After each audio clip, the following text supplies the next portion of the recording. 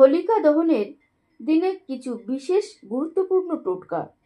হোলিকা দহন বা ন্যাড়া পোড়ার রাতে অশুভ শক্তি দূর করতে এবং সুখ সমৃদ্ধি ফেরাতে বিশেষ কিছু টোটকা মানা হয়।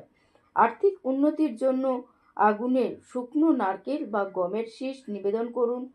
দাম্পত্য কলহ দূর করতে হোমের সামগ্রী পোড়ানো এবং নেতিবাচক শক্তি দূর করতে নিজের দৈর্ঘ্যের সুতো আগুনে দেওয়ার মতো টোটকা বেশ ফলদায়ী বলে মানা হয়। আর্থিক উন্নতির জন্য হোলিকা দহনের পবিত্র আগুনে একটি শুকনো নারকেল, গমের শীষ, সপ্ত ধান্য, একটি মুদ্রা এবং একটি পান নিবেদন করুন, যা লক্ষ্মী প্রসন্ন হয় এবং আয় বৃদ্ধি করে। নেতিবাচক শক্তি দূর করতে নিজের গায়ের মাপে একটি সুতো, সাধারণ লাল বা কালো, নিয়ে 7 বার নিজের মাথার ওপর ঘুরিয়ে সেই সুতো হোলিকার আগুনে দিয়ে দিন। এটি স্বাস্থ্য ও নেতিবাচক দূর করতে সাহায্য করে।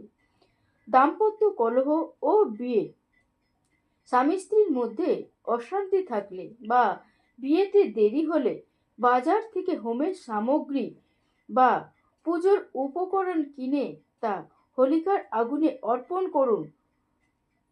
লক্ষ্মী লাভ ও সমৃদ্ধির জন্য পরের দিন সকালে, দোলের দিন, হোলিকা দহনের ছাই বা ভস্ম ঘরে এনে একটি লাল কাপড়ে 7টি ছিদ্রযুক্ত কয়েন বা কড়ি সমেত বেঁধে ঘরের সিন্দুক বা আলমারিতে রাখলে সারা বছর লক্ষ্মী বাঁধা থাকে।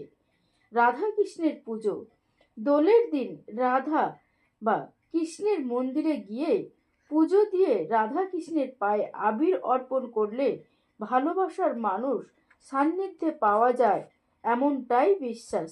রাধে রাধে।